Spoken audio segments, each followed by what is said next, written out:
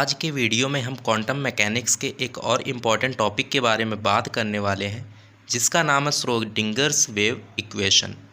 तो देखते हैं श्रोडिंगर वेव इक्वेशन क्या है। It is the second order differential equation. तो ये एक सेकेंड ऑर्डर डिफरेंशियल इक्वेशन है। अब डिफरेंशियल इक्वेशन क्या होती हैं ये आपने क्लास 12th के मैथमेटिक्स में पढ़ लिया होगा। To solve this equation we can get the wave function psi. अब इस सेकेंड ऑर्डर डिफरेंशियल इक्वेशन को सॉल्व करने के बाद हम यहाँ से एक वेव फंक्शन साई निकाल सकते हैं। अब ये वेव फंक्शन क्या होता है इसके बारे में हम अपने आने वाले वीडियो में बात करेंगे। तो ये एक वेव फंक्शन साई होता है जो कि क्वांटम मैकेनिक्स में कोई भी वेव के साथ एसोसिएट होता है और इसे हम इस डिफरेंशियल इक्वेशन को सॉल्व करने के बाद निकाल सकते हैं। With the help of this wave function psi R T V can describe the motion of a particle. और इस वेव फंक्शन को निकालने के बाद हम किसी भी पार्टिकल के मोशन को डिस्क्राइब कर सकते हैं क्वांटम मैकेनिक्स में। तो ये हमारी Schrodinger time dependent wave equation है। इस इक्वेशन को सॉल्व करने के बाद हमें यहाँ से वेव फंक्शन साई निकल जाएगा और वेव फंक्शन साई की हेल्प से हम किसी भी पार्टिकल के मोशन को डिस्क्राइब कर सकते हैं। तो इसको सॉल्व कैसे करेंगे, ये हमारा आयोटा होता है, आयोटा की वैल्यू रखेंगे। ये हमारा एच का रिड्यूस्ड प्लैंक कांस्टेंट है और ये हमारा वेव फंक्शन साई है और ये अगेन रिड्यूस्ड प्लैंक कांस्टेंट, ये मास ऑफ दैट पार्टिकल है, ये एक्स उसका पोजीशन होगा और ये वी क्या है, यहाँ पास पोटेंशियल एनर्जी होगा उस सिस्टम का। तो जैसे ही हम ये सारी इंफॉर्मेशन इस डिफरेंशियल इक्वेशन में पुट करेंगे तो यहाँ से हमें साई की वैल्यू मिलेगी और उस साई की वैल्यू से हम ये पता लगा सकते हैं कि वो जो पार्टिकल है उसका मोशन कैसा है। अब ये जो श्रोडिंगर वेव इक्वेशंस हैं ये हमारी दो तरह की होती हैं। पहली है हमारी Schrodinger time dependent wave equation और सेकंड है Schrodinger time independent wave equation. जो टाइम पर डिपेंड करती है उसे हम टाइम डिपेंडेंट वेव इक्वेशन कहते हैं और जो टाइम पर डिपेंड नहीं होती है उसे हम टाइम इंडिपेंडेंट वेव इक्वेशन कहते हैं। तो Schrodinger time dependent wave equation और टाइम इंडिपेंडेंट वेव इक्वेशन के बारे में जानने से पहले हम कुछ टर्म्स के बारे में जान लेते हैं और वो टर्म है हमारा ऑपरेटर। तो ऑपरेटर हमारा ऐसा मैथमेटिकल टूल्स होता है जिसमें आप वन फिज़िकल सिस्टम को अनदर फिज़िकल सिस्टम में बदल सकते हैं और इसके बारे में आप बचपन से ही जानते हैं। जैसे आपका मैथमेटिक्स में प्लस माइनस और मल्टीप्लाई ये कुछ आपके पास ऑपरेटर होते हैं। इन ऑपरेटर्स का यूज़ करके आप मैथमेटिक्स में सपोज दैट आपके पास 2 नंबर हैं 2 और 3, इन दो नंबर्स के बीच में इन ऑपरेटर्स का आप यूज़ करके इन नंबर्स को दूसरे नंबर्स में बदल सकते हैं। जैसे हम इन दोनों के बीच में प्लस का ऑपरेटर यूज़ कर रहे हैं तो ये हमारा हो जाएगा 5। तो इस तरह से हमने 2 नंबर्स को अनदर नंबर में बदल दिया by the help of this addition operator. तो इस तरह से हमारे क्वांटम मैकेनिक्स में भी ऑपरेटर होते हैं। हमारे पास बहुत सारे ऑपरेटर्स होते हैं लेकिन हम अभी श्रोडिंगर वेव इक्वेशन को पढ़ने के लिए सिर्फ 2 ऑपरेटर के बारे में जानते हैं। पहला है हमारा एनर्जी ऑपरेटर जो कि होता है E psi is equal to I H cut curly by curly T.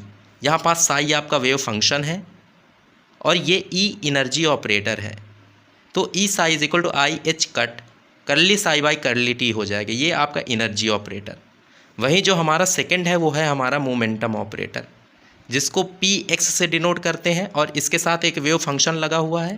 तो ये हो जाएगा minus I H cut curly psi by curly T.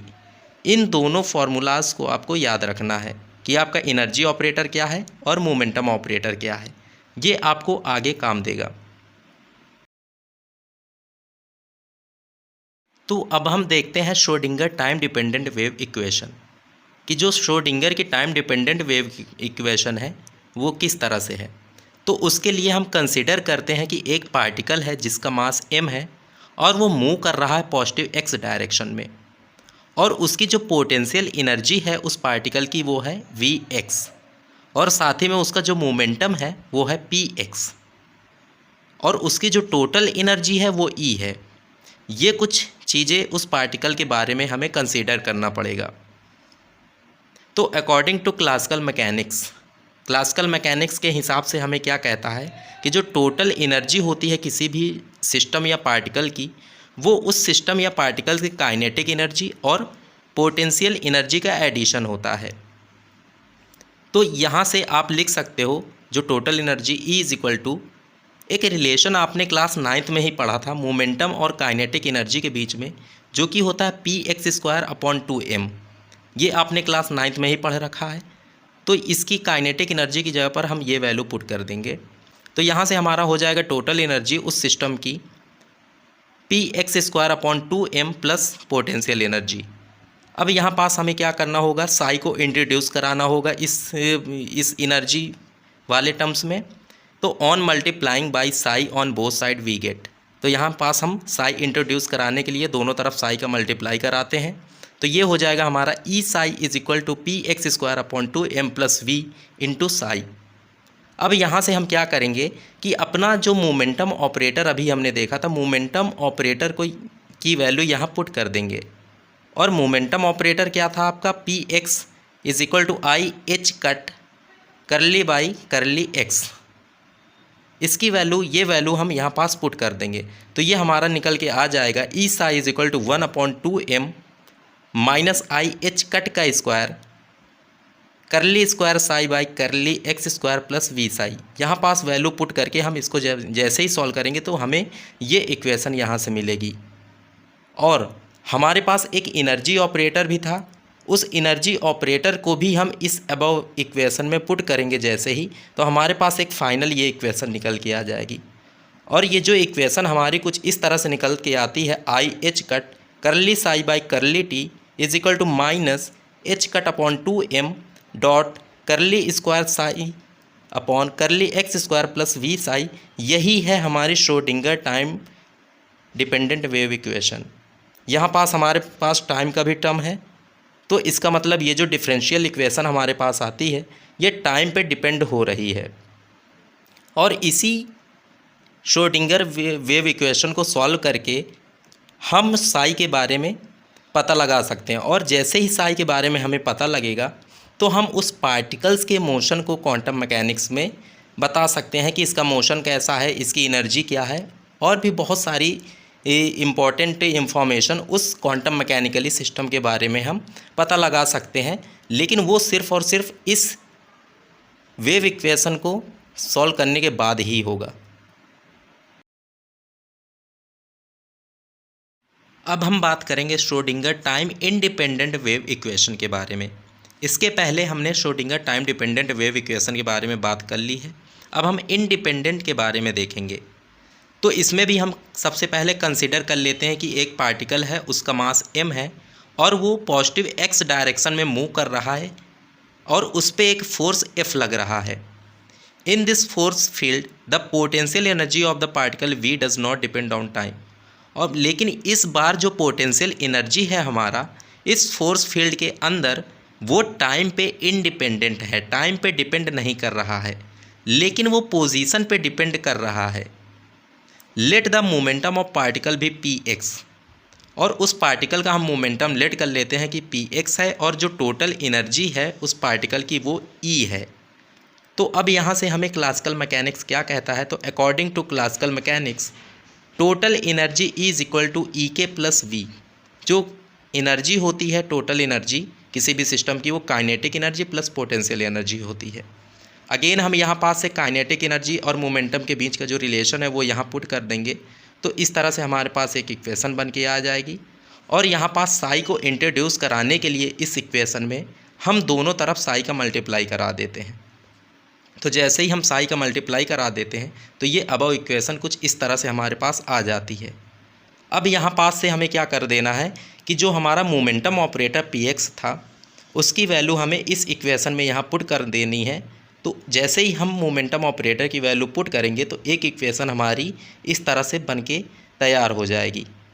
और इसी इक्वेशन को जैसे ही हम रीअरेंज करते हैं, ये कुछ रीअरेंजमेंट है इस इक्वेशन का, तो ये इक्वेशन हमारी इस तरह से बन जाएगी। जो कि हमारी होगी curly square psi upon curly X square plus 2m upon H cut का square E minus V psi. इस इक्वेशन में आप देख सकते हैं ये जो डिफरेंशियल इक्वेशन बन गई है हमारी, इस पे कहीं टाइम का टर्म नहीं है, और टाइम का टर्म ना होने की वजह से ये टाइम पे इंडिपेंडेंट इक्वेशन है। तो ये है हमारी श्रोडिंगर की टाइम इंडिपेंडेंट वेव इक्वेशन। तो आई होप आपको श्रोडिंगर टाइम डिपेंडेंट इक्वेशन और टाइम इंडिपेंडेंट वेव इक्वेशन समझ में आई होगी। तो ये था छोटा सा अप्रोच आपको इस कॉन्सेप्ट को समझाने का। आई होप वीडियो आपको पसंद आया होगा। अगर वीडियो पसंद आया हो तो इसे लाइक कर दें, साथ ही में अपने दोस्तों के साथ शेयर ज़रूर करें। ऐसे ही वीडियोस पाने के लिए हमारे चैनल बूस्ट फिज़िक्स को सब्सक्राइब ज़रूर कर दें। मिलते हैं अगले वीडियो में, तब तक के लिए धन्यवाद।